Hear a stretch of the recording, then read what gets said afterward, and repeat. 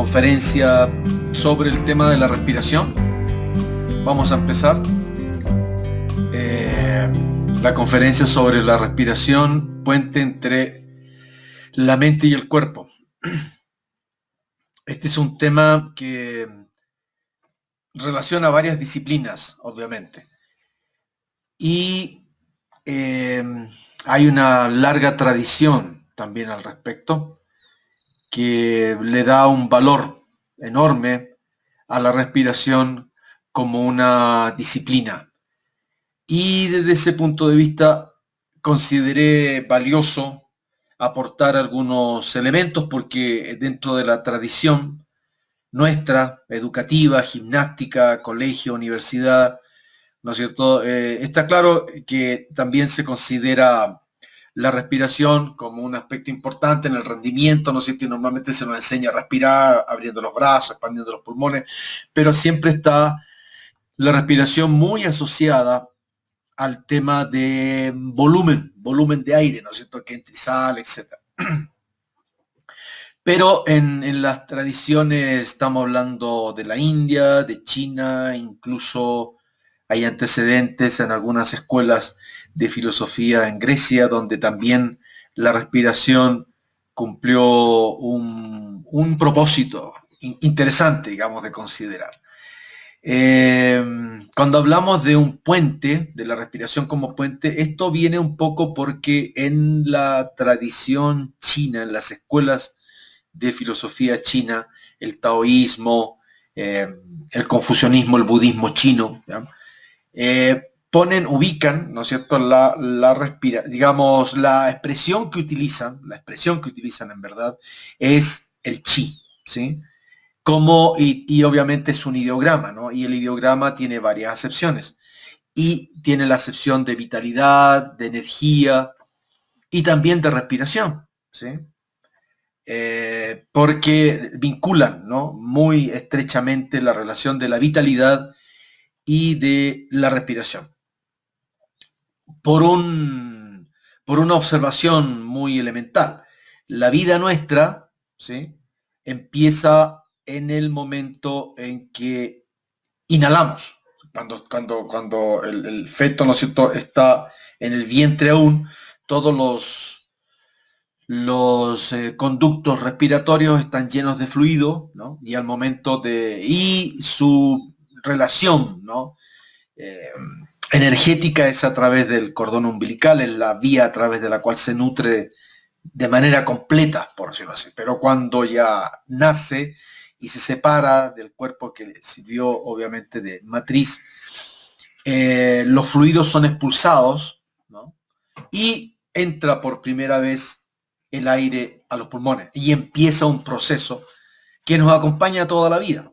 De algún modo, ¿no es cierto?, se observa que con la primera inspiración comienza nuestra vida. Incluso, tal vez por eso, ¿no es cierto?, solemos también decir que cuando una persona muere, lo decimos como expiró, tal persona expiró. Es el momento en el cual expiró, el momento en el cual murió. O sea, con la primera inhalación, ¿no es cierto?, inicia nuestra vida y con la última exhalación termina nuestra vida.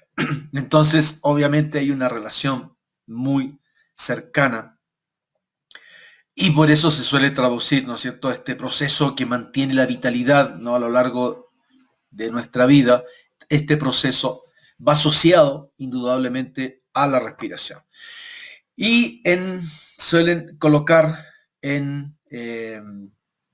digamos, cuando se habla de los tesoros, de los 3 tesoros del ser humano, tesoros en el sentido, digamos, de que tienen que ser guardados y tienen que ser cultivados, ¿ya? Está, digamos, el Shen, ¿no?, que se traduce como espíritu, como mente, ¿ya? Está el Jian, ¿no es cierto?, que son los fluidos seminales y también se le da la acepción de cuerpo, y en medio del Shen y del Jian está el Qi, ¿no? Y obviamente la relación que pueda darse entre la mente y el cuerpo, ¿no es cierto?, es por medio del Qi, Y por eso la relación con la respiración. O sea, prácticamente el título de esta conferencia, Respiración, puente entre la mente y el cuerpo, nace de esta acepción, ¿ya? Pero no es el único lugar donde se lo ve así. De hecho, en la India, ¿no es cierto?, en la cultura del yoga, en la escuela de filosofía del yoga, ¿ya? Y muchos autores en el Bhagavad Gita, ¿no? Para quienes conocen el Bhagavad Gita, una de las obras más importantes del pensamiento hindú, en el sentido, digamos, de que es una síntesis apretada, ¿no es cierto?, de un sinnúmero de corrientes de pensamiento.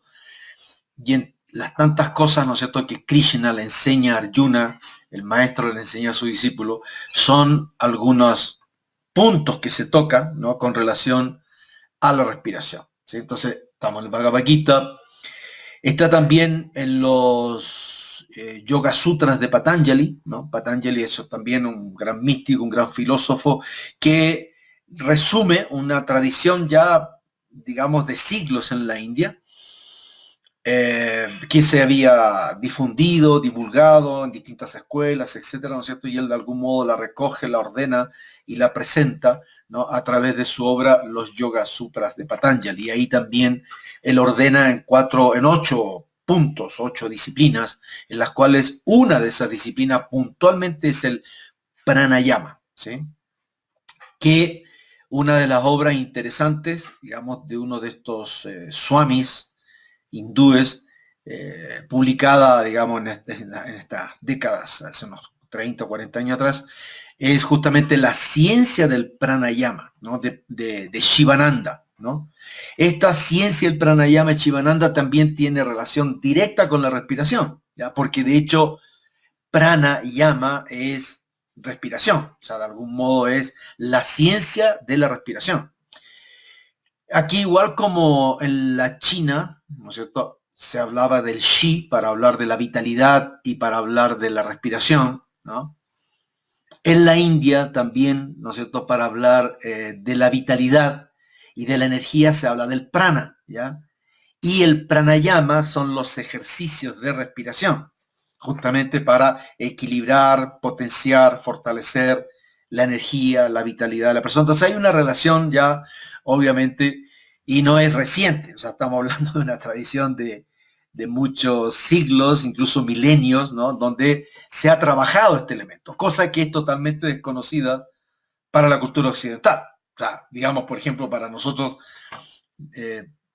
digamos, resulta como exagerado escuchar la ciencia, digamos, de la respiración, ¿ya? Pero sin embargo, bueno, tal vez no califique como ciencia al modo, digamos, como se entiende esto en la modernidad, pero sí es una disciplina, ¿no es cierto?, que tiene un sinnúmero de precisiones, detalles, aportes a muchos campos, ¿no? A lo psicológico, a la fortaleza física, a la parte medicinal, a la parte psicológica, etcétera, ya que es un poco a lo que quiero centrarme en esta charla, que, bueno, obviamente por el formato, obviamente será breve, ¿no? Entonces, la respiración, ¿no es cierto?, está claro de que hay una relación muy estrecha, ¿ya?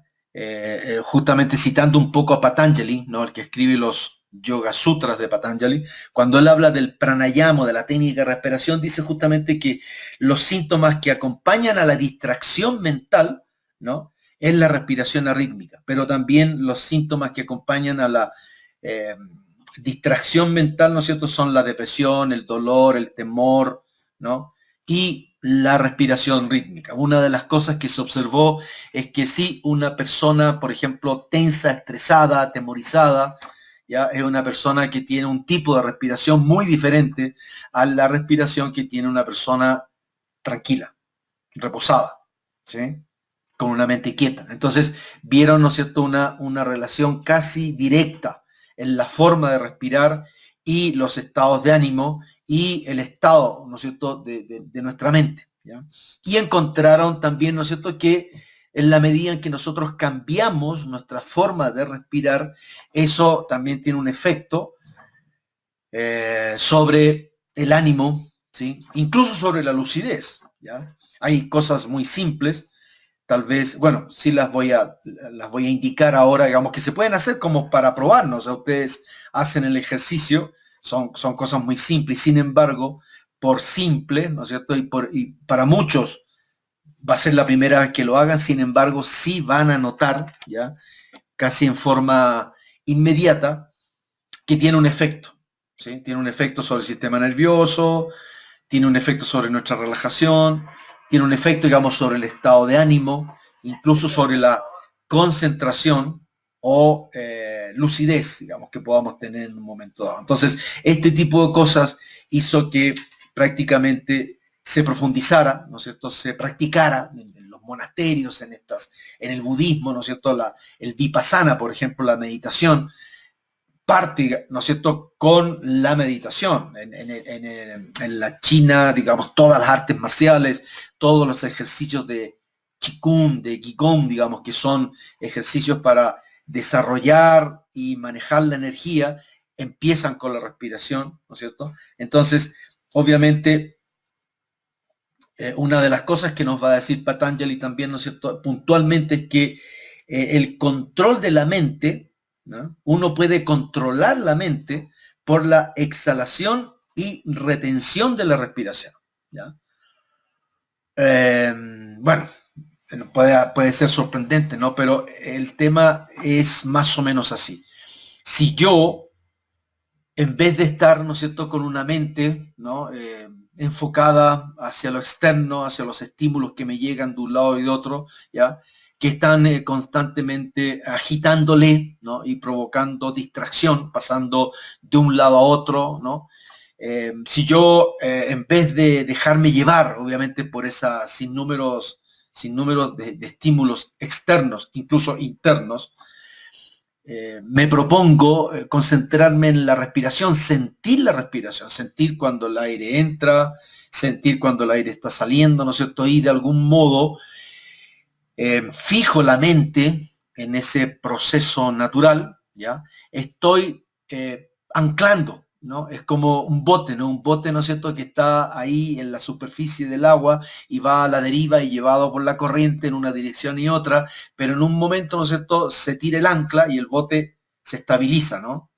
Queda como fijo, ¿ya? Así también pasa con la mente, con nuestra mente, cuando nosotros nos concentramos en la respiración, cuando sentimos, así de simple, cuando sentimos el flujo y reflujo de la respiración. Cuando inhalamos, ¿no?, sintiendo, de hecho, la temperatura del aire, cuando inhalamos sintiendo los olores que están presentes, ¿no?, y cómo entra el aire, ¿no es cierto?, y cómo sale el aire, eso solo, por algunos minutos, ¿no?, hace que la mente se estabilice, ¿sí?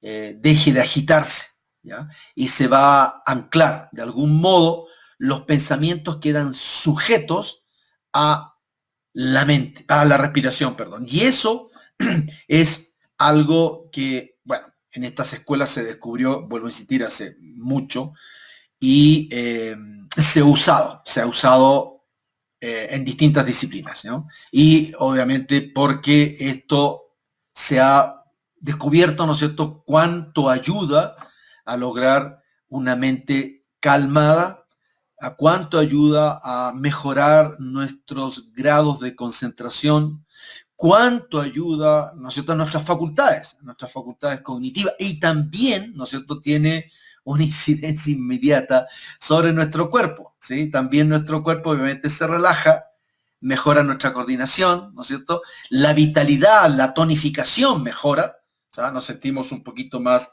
vitales, un poquito más vigorosos, ¿no es cierto? Entonces, la respiración es un puente entre la mente y el cuerpo y es algo que no requiere, bueno, sí, digamos, si uno va a irse por el lado de los extremos, de la exageración, o sea, primero de no saber nada de cuán útil puede ser mantener una disciplina con respecto a la respiración y de la noche a la mañana, digamos, pasarse, no sé, horas haciendo ejercicios de respiración forzada de una manera, puede llegar a ser peligroso, ¿ya? Pero en cambio, un comportamiento moderado, ¿ya? Acompañado de estudio, de investigación, puede ser muy beneficioso en ese sentido. Y aparte de esto, digamos, detrás hay toda una filosofía que resulta muy interesante también, ¿sí? Una visión de la naturaleza. Y yo diría incluso que algunos aportes científicos recientes, ¿ya? Digo, de algunas décadas atrás, han ayudado a que esto obviamente tenga mayor comprobación, por decirlo así. Uno de esos es el aporte que hace este químico belga, Ilya Prigogine, que obviamente tiene un premio Nobel. Él lanza una teoría con respecto a los sistemas abiertos, a las estructuras disipativas, y de algún modo, a partir de sus explicaciones, ¿no es cierto?, queda claro que los sistemas vivos son sistemas que interactúan. Las cosas que no están vivas no interactúan con el entorno, ¿ya? Entonces, obviamente, la respiración es una cosa que nos caracteriza a todos los seres vivos. O sea, todos los seres vivos respiran. De una manera o de otra, respiran. O sea, están en una interacción constante, continua, ¿no?, con el entorno, ¿no? Y la regulación, ¿no?, de esos elementos debe sostenerse en el equilibrio. O sea, el entorno, digamos, puede variar y eso obliga, ¿no es cierto?, a que internamente el organismo se reorganice, ¿no es cierto?, para mantener el equilibrio con el entorno, ¿sí? Entonces, desde ese punto de vista, entendiendo la respiración como ese interactuar constante con el entorno, pasa a ser pasa a explicar, mejor dicho, por qué es tan importante desde ese punto de vista la respiración, incluso para entender ciertas cosas. Por ejemplo, dentro de una de las disciplinas de la China se habla, algo que resulta bien curioso para nosotros,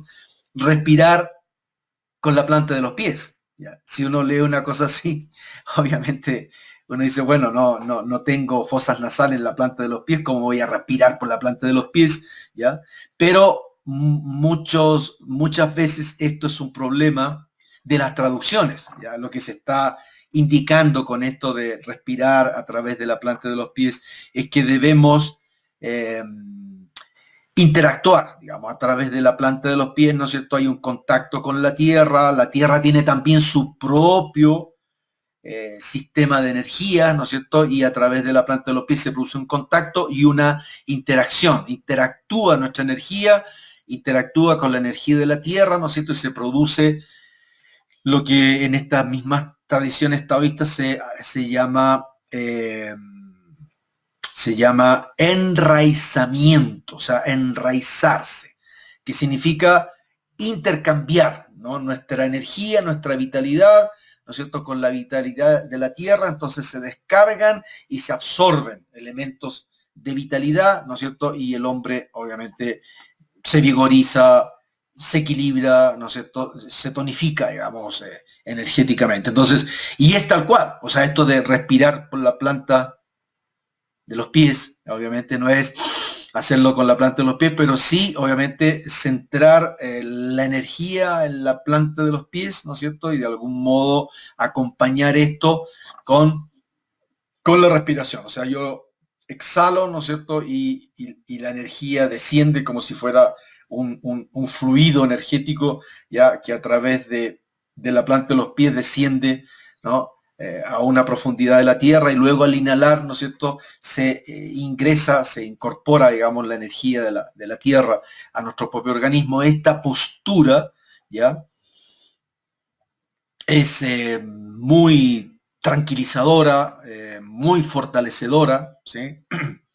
Y nos da una sensación de equilibrio, una sensación de concentración y de estar aquí. O sea, eso no se puede hacer si estamos distraídos, ¿sí?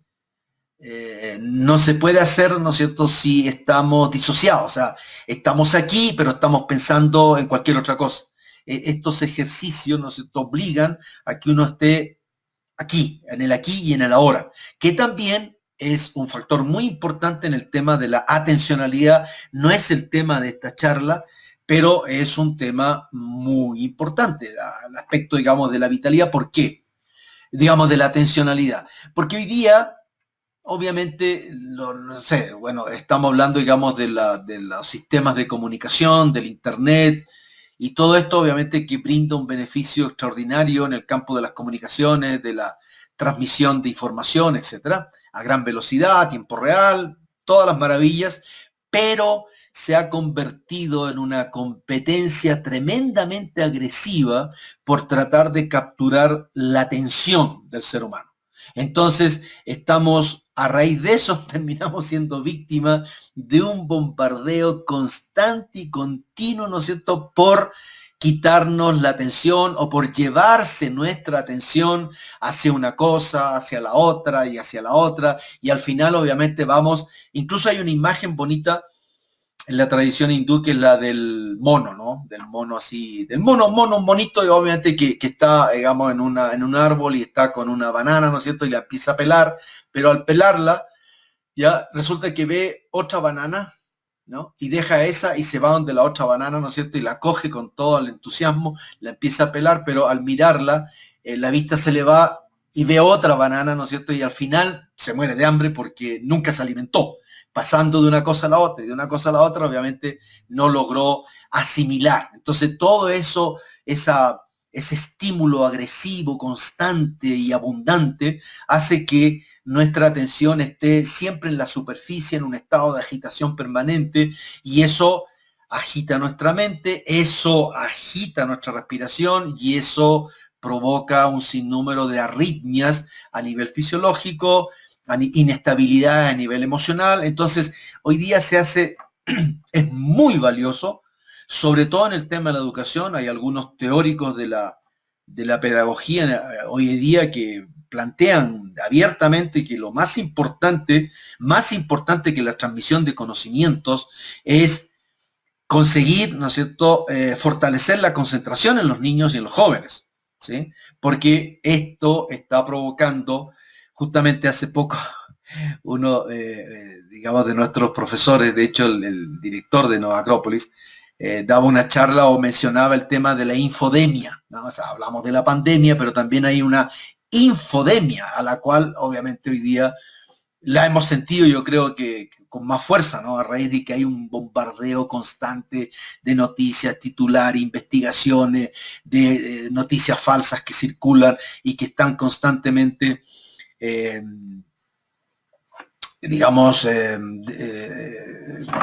complicándonos, ¿no? En el sentido de que nos obliga a ser un poco más selectivo, nos obliga a ser un poco más crítico, nos obliga, digamos, a tener que detenernos un poco. Bueno, los que sienten, ¿no es cierto?, que esto ya se está transformando en una cosa perjudicial, se ven en la necesidad de provocar un cierto distanciamiento, ¿no es cierto?, una cierta distancia de todo este bombardeo para recuperar un poco el sentido común, así de simple, recuperar un poco el sentido común, recuperar un poco, ¿no es cierto?, esa capacidad reflexiva de parte nuestra, ¿ya? Y eso, en eso, la respiración es un recurso muy valioso, ¿ya? Porque no necesitamos de nada, o sea, no es un fármaco, ¿no es cierto?, no es la hierbita milagrosa, ¿ya? Sino que simplemente algo que hacemos todo el tiempo. Ahora se trata de hacerlo bien, ¿ya? De hacerlo mejor, ¿ya? Y encontramos ahí una herramienta tremendamente beneficiosa, ¿no?, que puede mejorar y recuperar de algún modo, recuperar el control, ¿no?, de nuestras facultades, ¿ya? Y recuperar también el control sobre nuestra vitalidad.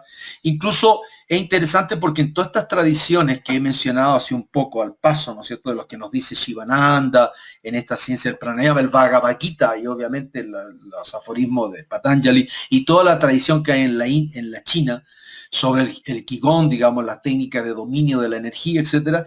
Todas estas disciplinas vinculan, ¿no es cierto?, la respiración con la meditación. O sea, prácticamente las técnicas de respiración están al comienzo, ¿no?, de todo este camino, ya que apunta hacia el autodominio y el autoconocimiento, ¿sí? Yo quisiera, obviamente, para no quedarnos en una cosa solamente teórica, pedirles, ¿no? Si quieren hacer una práctica muy sencilla que consiste en, para mostrar que la respiración no es simplemente aire que entra y aire que sale, sino que hay maneras muy diferentes, ¿no es cierto?, de hacer respiración conforme al resultado que se persigue, ¿ya? Por ejemplo, los hindúes distinguen, ¿no?, digamos, la inhalación, ¿no es cierto?, la retención y la exhalación, ¿ya? Y hacen todo un análisis al respecto, ¿no es cierto? Entonces, si uno inhala, ¿ya?, en un corto tiempo, digamos 2 tiempos, 3 tiempos, hace esto, ¿ya?, retiene brevemente y luego exhala por un tiempo más largo, digamos 8 veces, ¿no? Inhala 3 y exhala 8. Si eso lo hacemos, digamos, lo repetimos algún par de veces, nos vamos a encontrar de que nos aquieta, ¿sí? Si nuestra mente está muy agitada, ¿no?, y necesitamos un poquito más de tranquilidad, ¿no?, para concentrarnos mejor, ¿no? Si hay muchas cosas dándonos vuelta y necesitamos un poco más de concentración, simplemente hacemos eso. Inhalamos unos 2 o 3 tiempos, ¿ya? Y exhalamos un tiempo más largo, 8 segundos. Vamos contando mentalmente, ¿sí? Inhalamos 3 tiempos, exhalamos 8 tiempos, ¿no? Así, ¿ya? Durante 3 minutos, 4 minutos, ¿sí? Relajados, en la posición más erguida posible, digamos, sentados, por ejemplo, los hombros, ¿no es cierto?, caídos, sin tensión, ¿no? Y también acá como si estuviésemos siendo jalados por la coronilla, en esa condición, relajado, suelto todo el cuerpo, hacemos esto, ¿no? Inhalamos un tiempo breve y exhalamos un tiempo más largo. Y aquí es lo interesante, esto lo hago con total conciencia de la respiración. O sea, no estoy pensando en otra cosa, no estoy escuchando música, no estoy oyendo, digamos, la televisión, digamos, la noticia, etcétera, sino que estoy concentrado solamente en eso. Si solamente hago eso durante unos 4 minutos, pruébenlo, ¿no? Pruébenlo, ustedes van a ver, digamos, de que se nota, ¿no es cierto?, una tranquilidad, hay un estado de serenidad, ¿no es cierto?, que se recupera, ¿ya?, en una cosa tan simple como esta, ¿sí?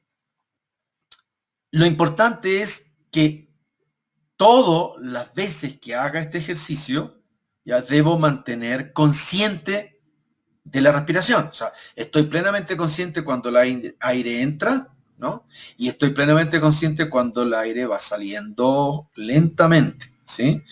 Y es una respiración silenciosa, no es forzada, no, es silenciosa. Yo no debo escuchar mi propia respiración, ¿ya? Debe ser totalmente silenciosa, pausada, ¿no? Consciente, debo sentir la temperatura del aire, debo sentir, digamos, los olores que están en el ambiente, digamos, y voy experimentando, ¿no es cierto?, ese momento en el cual el aire va entrando, digamos, y luego que el aire va saliendo, etcétera.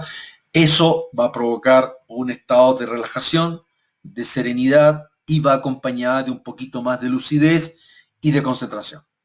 Así de simple. Practíquenlo y me escriben por chat, digamos acá, si es que fue así o no fue así, ¿ya? O al revés, por ejemplo, inhalan lento, o sea, digamos, hacen una inhalación larga, de 6 tiempos, 8 tiempos, y exhalan rápido. Inhalan,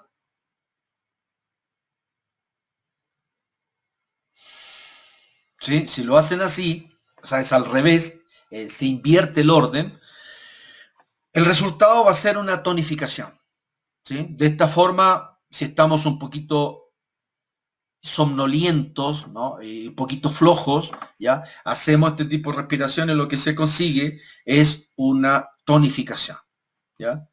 El cuerpo recupera un poquito el vigor, ¿no es cierto?, nos tornamos un poquito más despiertos, etcétera. Hagan esta prueba, ¿no es cierto?, y ustedes experimenten de qué manera la respiración, digamos, es un instrumento, ¿no es cierto?, que hace de puente entre la mente y el cuerpo. ¿sí? Como dije al comienzo, detrás de todo esto, en esta charla sobre respiración, un puente entre la mente y el cuerpo, detrás de todo esto hay toda una filosofía, ¿ya? Por la brevedad del tiempo en este internet, digamos, donde todo es así rapidito, no nos podemos extender, pero quisiera nomás mencionar que la naturaleza respira, ¿ya?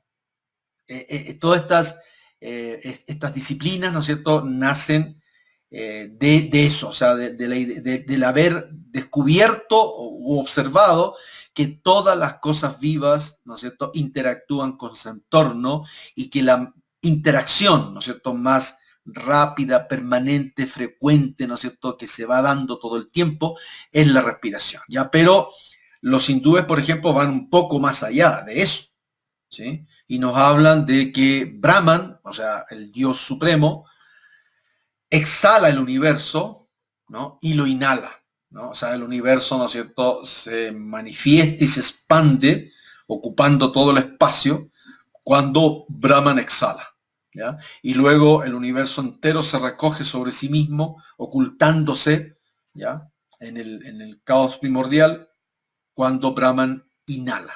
De modo que el universo, ¿no es cierto?, se manifiesta y se inmanifiesta, ¿sí? Esa es, a partir de ahí, ¿no es cierto?, el hombre siendo una imagen de los dioses y del universo, ¿no es cierto?, reproduce en pequeña escala este mismo proceso, ¿no es cierto?, que mantiene el equilibrio necesario para la vida, ¿sí? Esa es un elemento interesante de considerar, ¿sí? También el hecho, ¿no es cierto?, de que la inhalación es un estado receptivo, ¿sí? ¿Ya? Y la exhalación es un estado activo, dinámico, ¿sí? De modo que ya en los chinos esto era un juego importante para mantener el equilibrio del yin y del yang, ¿sí? El equilibrio del yin y del yang dentro de la filosofía, dentro de la cosmovisión china, es la condición necesaria de todas las cosas que existen. Cuando algo existente, un pueblo, un ecosistema, un sistema solar, digamos, una galaxia, una pareja, una familia, pierde el equilibrio, obviamente tiende a desaparecer. Entra en un proceso, ¿no es cierto?, de desintegración, de disipación, ¿no es cierto?, y desaparece. Para mantenerse en la existencia, ¿no?, es necesario cumplir con la condición del equilibrio, y eso lo estamos viendo y midiendo constantemente en cada inhalación y en cada exhalación, ¿ya? Incluso a raíz de eso, ¿no es cierto?, es que también se van dando otras formas de respiración, ¿sí? En el sentido, digamos, de que hay respiraciones para mantener el equilibrio, hay respiraciones para potenciar la vitalidad, que requiere ya de una, yo diría, de una instrucción, ¿no?, más completa, ¿ya? Y de alguien que, bueno, conozca un poco mejor esto para evitar experiencias lamentables, digamos, ¿no es cierto? Vuelvo a insistir, si uno es prudente y obviamente tiene sentido común, digamos, no corre gran riesgo, ¿ya? Pero si, digamos, no sé, la gente de la noche a la mañana, digamos, se torna obsesiva y empieza a hacer experiencias, digamos, exageradas con respecto a la respiración, puede llegar a ser peligroso, ¿sí? Entonces, la respiración, desde ese punto de vista, es una muy buena herramienta, ¿no?, para conseguir este equilibrio entre la mente y el cuerpo y para hacer puente entre la mente y el cuerpo, ¿sí? Hay otros ejercicios, digamos, que van siendo parte también de las técnicas de respiración, que son las elevaciones de la atencionalidad, ¿no?, que en todo momento, obviamente, van acompañadas de la respiración. Un último ejercicio que puede ser interesante como concentración: propónganse, sin forzar la respiración, o sea, sin respirar fuerte, ni mucho, ni poco, la respiración normal. ¿ya? Pero observémosla, ¿ya? De modo que con los ojos cerrados, en una postura erguida, como si estuviéramos siendo jalados por la coronilla, ¿no es cierto? La columna totalmente recta, con los ojos cerrados. Contemos, digamos, 10 respiraciones, ¿ya? En las cuales no se dé en ningún momento una distracción. O sea, yo, digamos, los ojos cerrados, empiezo a respirar, estoy en la primera respiración, todo bien, la segunda respiración, la tercera, y escucho un ruido, ¿no? Que me asusta, me distrae, y digo, bueno, ¿esto qué fue? ¿Un choque? Ya, me distraje, ¿sí? Perdí la cuenta, entonces empiezo de nuevo, otra vez, ¿ya? Voy inhalando, ¿no es cierto? Voy exhalando y voy acompañando todo ese movimiento yin y todo ese movimiento yang de inhalación y exhalación, ¿no es cierto? Voy acompañando de manera consciente ese proceso, ¿ya? Y obviamente, no sé, de repente llego ya por ahí como a la número 8, ¿no es cierto? Y me acuerdo de que mañana tengo una cita importante, de que mañana tengo que hacer un pago, que mañana me van a... Ya, perdí la cuenta de nuevo, ¿ya? Ese ejercicio puede ser una buena herramienta, ¿no es cierto?, para fortalecer nuestra concentración. Vuelvo a insistir, una de las cosas que más nos perjudica y que más nos hace perder el control, ¿ya? Y nos aleja, por decirlo así, del autodominio, del autoconocimiento, es la pérdida de atencionalidad y de concentración, ¿ya? Y nosotros estamos en una cultura donde todo el mundo, obviamente, quiere llevarse nuestra atención, ¿no? Todos los comercios, todos los negocios, todos los productos, todos los servicios, obviamente buscan quitarnos un poco de atención, llevar nuestra atención hacia afuera, de modo que sí hay que hacer un esfuerzo, de algún modo, de traer esa atencionalidad y esa concentración sobre nosotros mismos, porque una de las cosas que nos diferencia como seres humanos es nuestra conciencia reflexiva, ¿sí? Si nosotros no ejercitamos la conciencia reflexiva, estamos quedando expuestos a una manipulación sin escrúpulos y exagerada que vemos en nuestra sociedad actual, de un punto de vista político, mercantil, en fin, ¿ya? Por eso estas cosas simples pueden ser muy importantes, ¿no es cierto?, para cultivar la conciencia reflexiva, que es tener conciencia de que tenemos conciencia. Ha sido un gusto compartir con ustedes